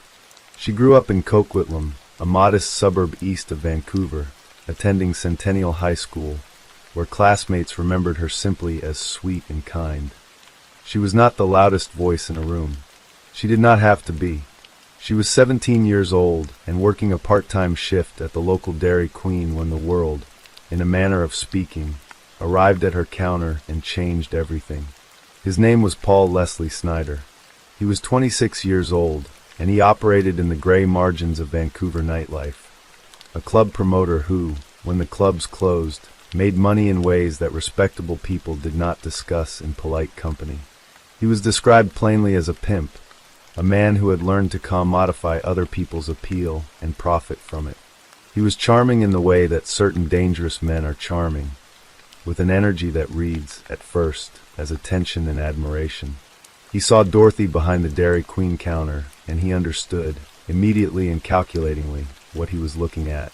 Years later, people who knew him in those days said that Snyder spoke about Dorothy not with the language of love, but with the language of investment. She was, in his estimation, his ticket. Dorothy, 17, working to help her family, had never been looked at the way Paul Snyder looked at her. He pursued her steadily and over time, with the persistence and rehearsed warmth of someone who had practiced this particular approach many times before. He won her trust. He arranged for a professional photographer to take nude photographs of Dorothy and submitted them to Playboy magazine in the summer of 1978. Dorothy was not yet 19, still below the legal age of majority in British Columbia. Paul Snyder forged her mother's signature on the model release form. The photographs reached the offices of Playboy, and the editors responded with rare enthusiasm.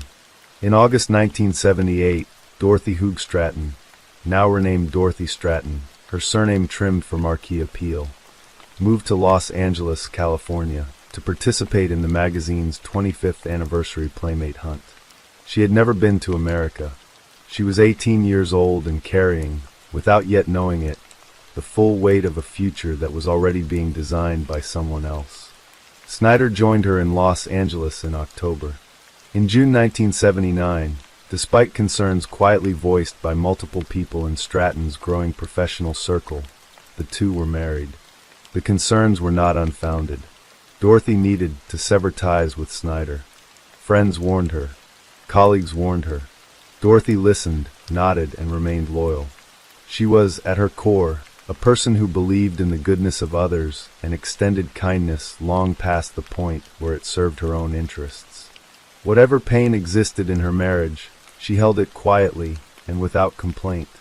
In the meantime, her career ascended with a speed that startled even the most seasoned veterans of the entertainment industry.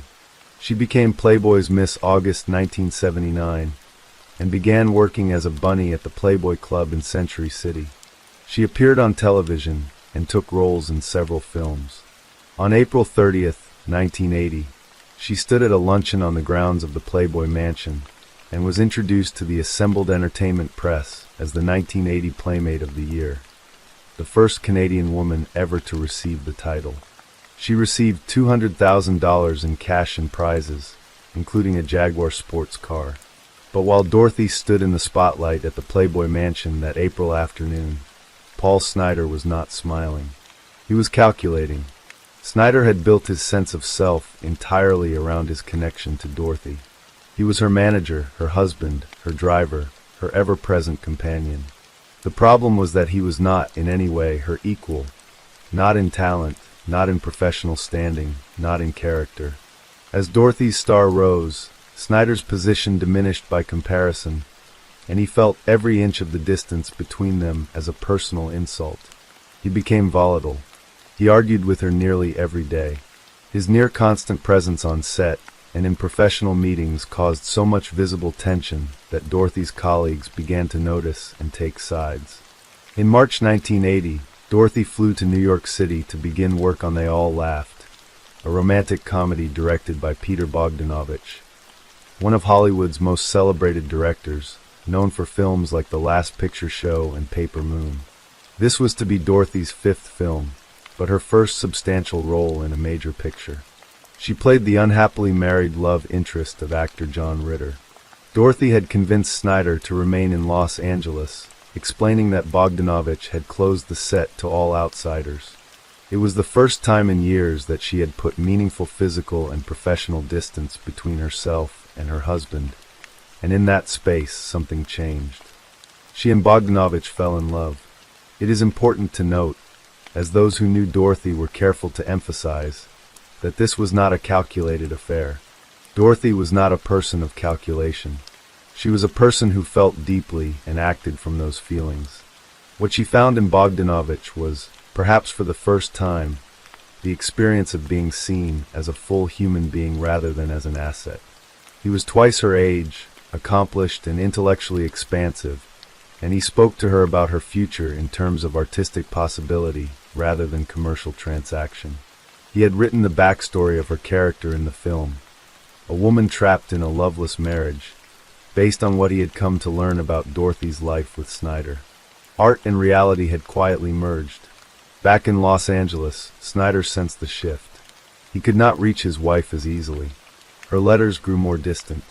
When she was briefly back in California for her Playmate of the Year announcement and subsequent promotional tour to Canada, she wrote to him asking for more freedom in their relationship.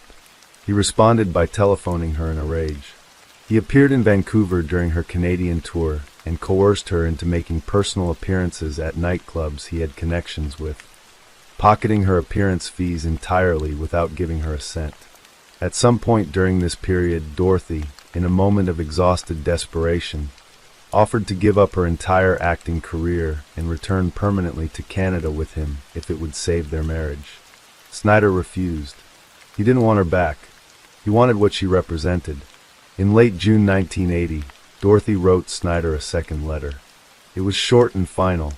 They were now physically and financially separated. Snider's response was swift and revealing. He emptied their joint bank account. He hired a private detective to follow Dorothy and gather evidence of her relationship with Bogdanovich. And then, as summer deepened around him and his desperation grew, he began thinking about guns. The private detective Snider hired trailed Dorothy across New York. He intercepted love notes and poems that Bogdanovich had written to her. Snider read them and understood with cold finality that the life he had built on Dorothy's beauty and talent was over. She had outgrown the frame he had built for her, and there was nothing left for him on the other side of that understanding. On the night of July 31st, 1980, Snider hid outside Bogdanovich's estate in Bel Air, carrying a borrowed handgun, waiting in the dark with intentions that, if realized that night, would have claimed more than one life. After hours of stillness and inaction, he grew impatient, drove away into the hills above the city, and later confessed to a friend that he had contemplated suicide during those hours. He returned the borrowed gun to its owner within days. Almost immediately, he began looking for another. He visited a gun store and was refused. He was a Canadian national without the legal standing to purchase a firearm. He asked his private detective to buy a gun on his behalf. The detective refused. He drove out into the San Fernando Valley to look at a gun he had found listed in a classified advertisement and got lost before he could find the address. He tried again the following day and the day after that. On August 13, 1980, the second anniversary of Dorothy's first arrival in Los Angeles, Snyder found a private seller in the classifieds and purchased a used 12-gauge pump-action shotgun. That evening he was calm. He sat with friends and talked casually. He mentioned, almost in passing, that he had bought a gun and was going to take up hunting. His friends heard the words and felt uneasy, but the moment passed and the night moved on. The next morning, Thursday, August 14, 1980, Dorothy Stratton spent the early hours in a meeting with her business manager. One of the items on their agenda was the amount of money she would offer Snyder as part of their separation settlement.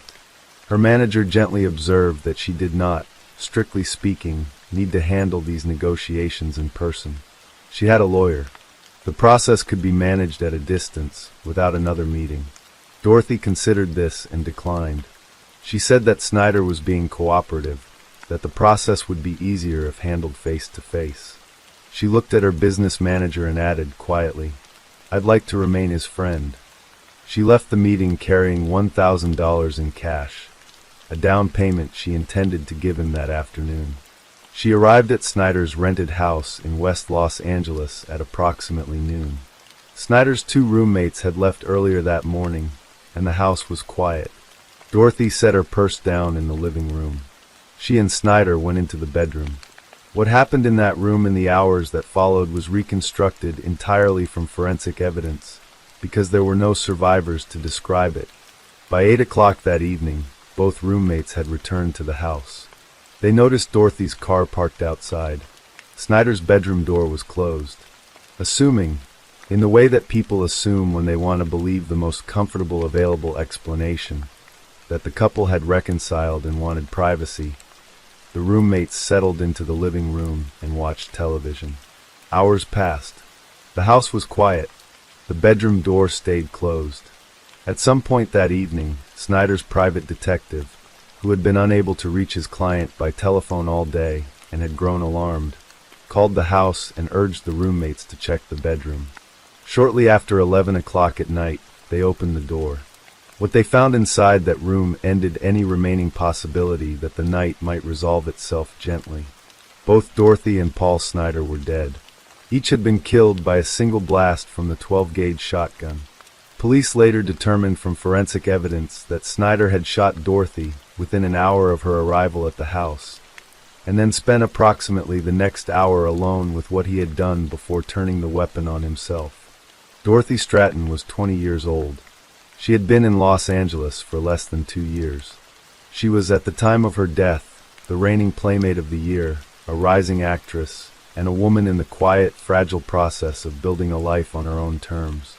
Sometime after midnight, the private detective telephoned the Playboy Mansion and delivered the news. When Bogdanovich heard what had happened, he collapsed. He was sedated by a doctor. In Vancouver, as the morning broke gray and cool over the Fraser Valley, an officer of the Royal Canadian Mounted Police knocked on Nellie Hoogstratton's door and told a mother that her daughter was gone. The shock that rolled through Hollywood in the days that followed was unlike anything the entertainment industry had felt in years. Not simply because of the violence of it. Hollywood was not naive about violence, but because of the particular cruelty of the timing. Dorothy had just finished filming what would have been her breakout role. They all laughed sad in post-production, ready to be released, a testament to everything she had been becoming. The woman who might have gone on, as the critic Vincent Canby later observed, to become a first-rate comedienne with time and work, would never have that time.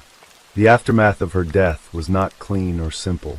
Peter Bogdanovich, consumed by grief and guilt, bought the theatrical rights to They All Laughed with his own money and spent years, and ultimately his entire net worth, more than $5 million, trying to give Dorothy's final performance the wide release he believed she deserved. He went bankrupt. He lost his home, the grief of a man who had loved Dorothy Stratton and could not stop asking why she was gone. Dorothy's remains were cremated and interred at Westwood Village Memorial Park Cemetery in Los Angeles. The epitaph on her grave, chosen by Bogdanovich, is a passage from Ernest Hemingway's novel A Farewell to Arms, a book about love and loss and the impossible distances between the two. When Bogdanovich died in 2022, he was buried beside her, in a grave right next to hers, as though the story they had shared, interrupted so violently in 1980, had been given a quieter kind of ending after all. Musicians wrote songs for her.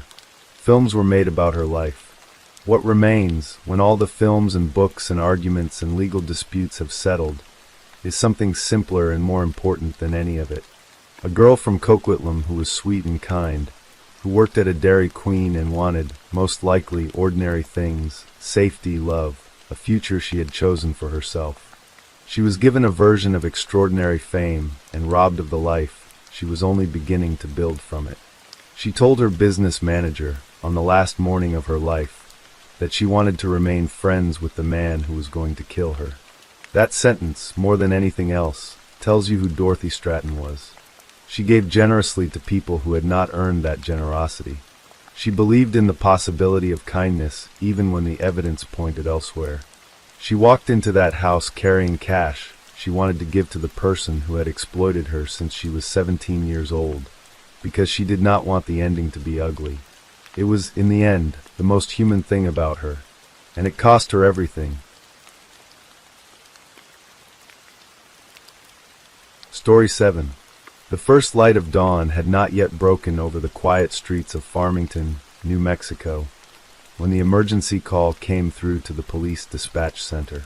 It was early Sunday morning, November 29th, 2020, and the voice on the other end of the line belonged to a woman who sounded distressed but oddly composed.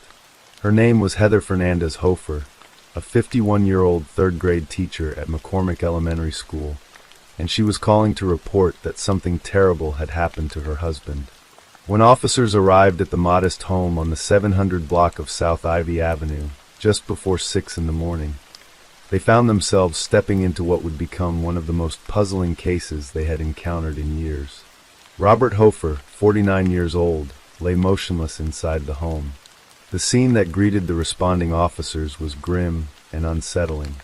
Robert had suffered 3 stab wounds to his chest, deep punctures that had torn through flesh and bone. The injuries were severe, catastrophic even, and it was immediately clear that this was no simple accident or natural death. As the officers began their preliminary assessment of the scene, they noticed something that would become a critical detail in the investigation that followed. The distribution of blood throughout the home did not seem to match any straightforward explanation. Heather stood nearby, her demeanor a mixture of shock and something else the officers could not quite identify. She was the one who had made the emergency call, and as investigators began to question her about what had happened, her account of the night's events would prove to be anything but consistent. In those early morning hours, as the sun began to rise over the New Mexico landscape, the first threads of a story began to unravel, threads that would take nearly 5 years to weave into a complete picture of what truly transpired in that bedroom on South Ivy Avenue. To understand the tragedy that unfolded that November night, one must first understand the lives that led to it. Robert Hofer had not always lived in Farmington. He had worked hard throughout his life, eventually earning his Bachelor of Science degree from Eastern New Mexico University in Portales in 2012. He was a man who valued education and self-improvement, someone who had pushed himself to achieve despite the challenges life had thrown his way. But by 2020, Robert found himself in a difficult position.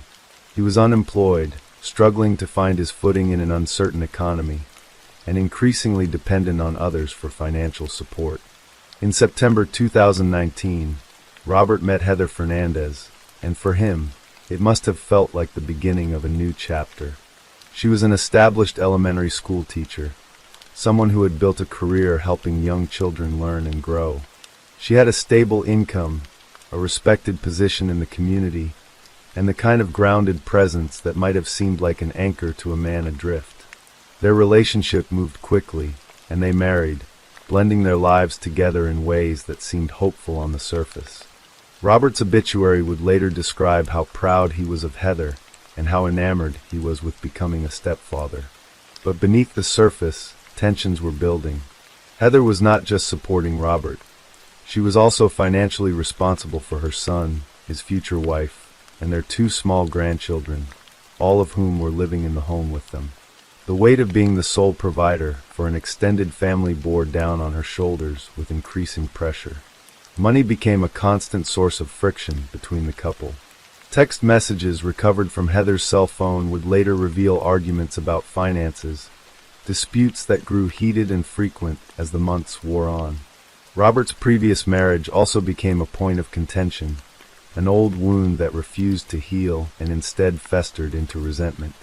By late November 2020, the marriage that had seemed so promising just over a year earlier was showing deep cracks. The financial strain, the arguments, and the unspoken frustrations had created an atmosphere of tension within the home. The grandchildren and Heather's son were witnesses to a relationship under siege, though none of them could have predicted what was about to happen in the early hours of that Sunday morning. Saturday, November 28, 2020, began like many other evenings in the Hofer household. According to the account Heather would later give to police, she and Robert spent time in their computer room that night. Robert, as was his habit, played video games while Heather busied herself with household tasks. At some point, Robert asked her to warm up a pie for him, a simple domestic request that seemed mundane enough. Heather left the computer room and went to the kitchen, leaving Robert alone with his games. What happened next would become the subject of intense scrutiny and debate. According to Heather's initial statements to investigators, Robert must have stabbed himself while she was in the kitchen, though she claimed she did not witness it happen.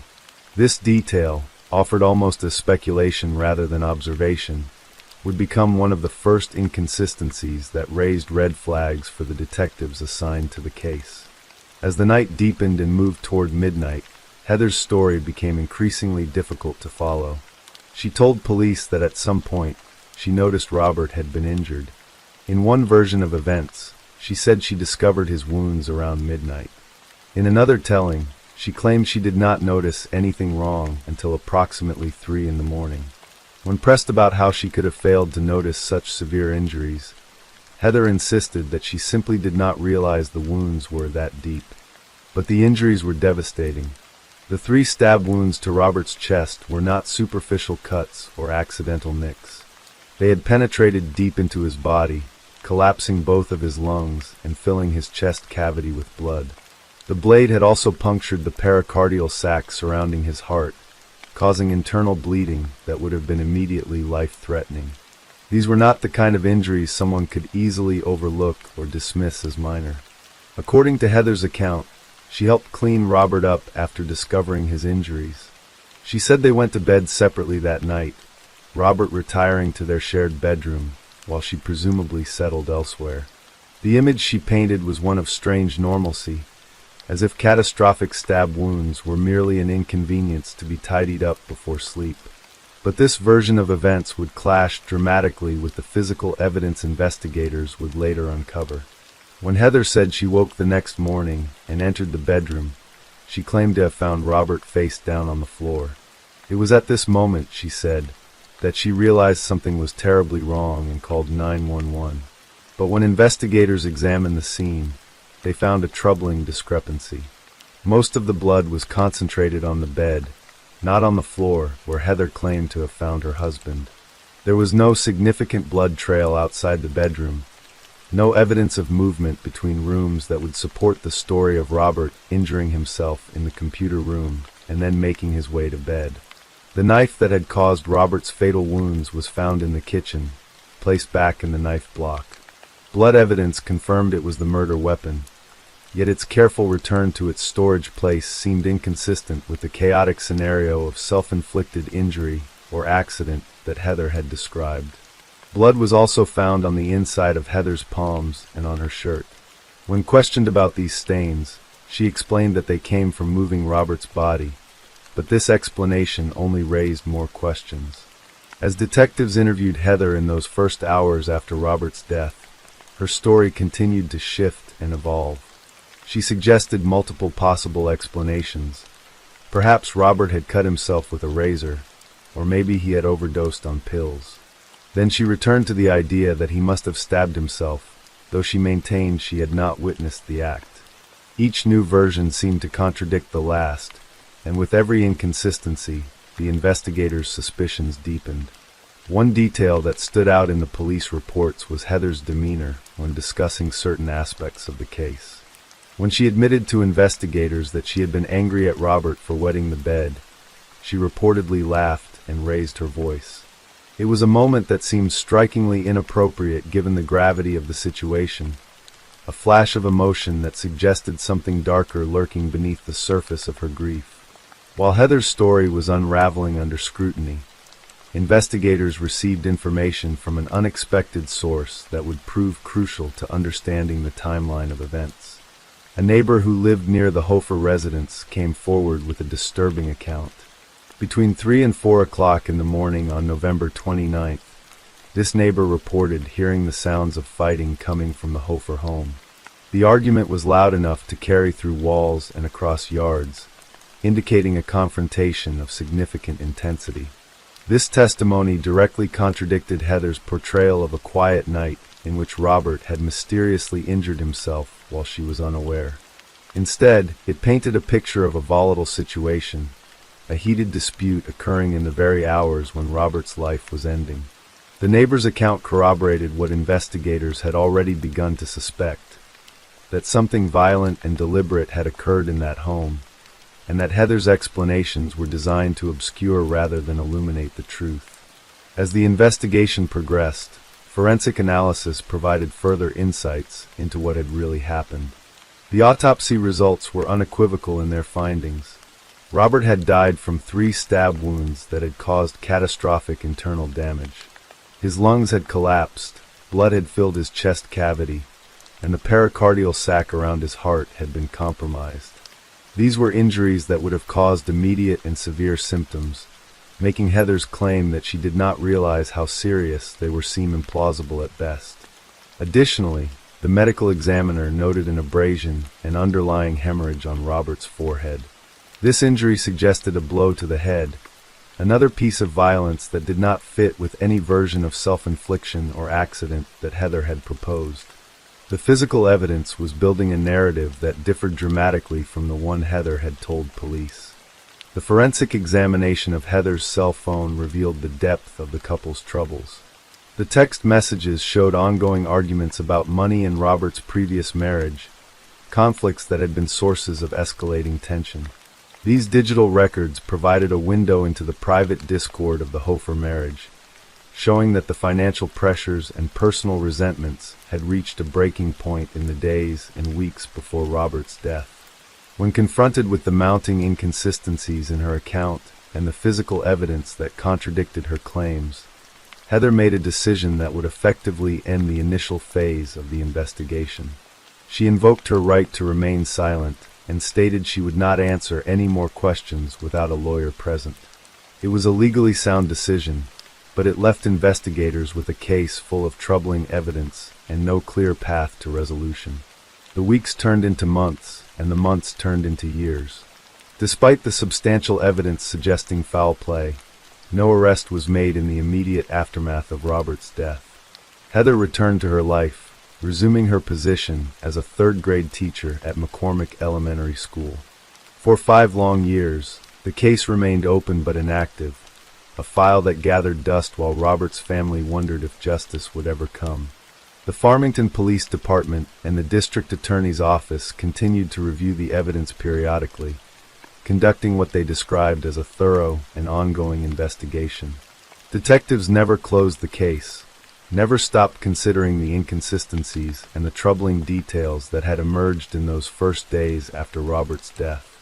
The school district where Heather worked later confirmed that they had no idea she was ever suspected of murder during those years. To her colleagues, students, and their families, Heather Fernandez-Hofer was simply a dedicated teacher, someone who showed up every day to help children learn and grow. The contrast between her public role as an educator and the shadow of suspicion that followed her privately could not have been more stark. On April 1, 2025, nearly 5 years after Robert's death, the waiting finally came to an end. A warrant was issued for Heather Fernandez-Hofer's arrest, charging her with second-degree murder and tampering with evidence in connection with her husband's death. The decision to proceed with criminal charges came after extensive consultation between detectives and the district attorney's office, following what authorities described as a thorough review of all available evidence. When officers arrived to take Heather into custody, she did not resist. The arrest was described as occurring without incident, a quiet conclusion to years of investigation. Heather, now 51 years old, was transported to the police station where she was formally processed and charged with the crimes that investigators believed she had committed half a decade earlier. The Farmington Police Department issued a public statement announcing the arrest and outlining the basic facts of the case. The community that had known Heather as a teacher was shocked to learn of the charges against her. Parents whose children had sat in her classroom, colleagues who had worked alongside her for years, all struggled to reconcile the woman they thought they knew with the accusations now leveled against her.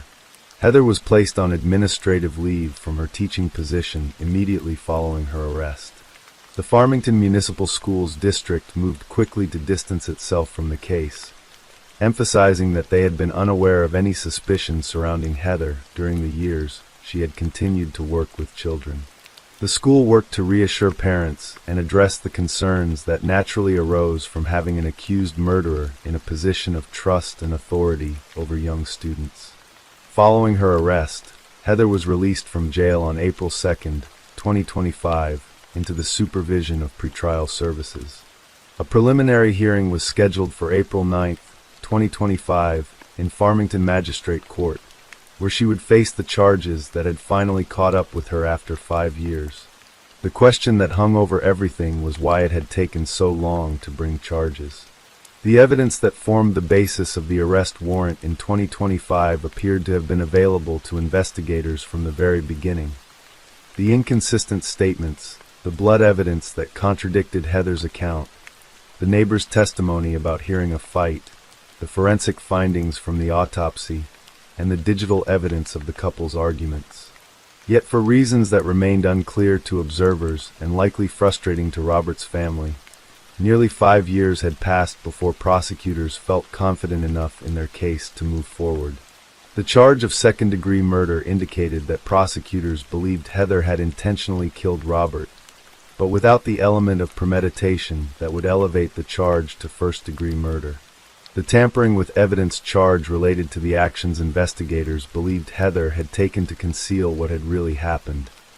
The cleaning up of the scene, the placement of the knife back in the block, the moving of Robert's body, and the construction of false narratives about how he had died. Beyond the legal charges and the forensic evidence, the case of Heather Fernandez-Hofer represents a profound human tragedy. Robert Hofer was a man who had worked to improve himself, earning his degree and trying to build a new life. He had found what he believed was love with Heather, embracing the role of stepfather and husband with apparent enthusiasm. His death cut short whatever potential his future might have held, ending his life in violence and leaving behind unanswered questions about what his final moments must have been like.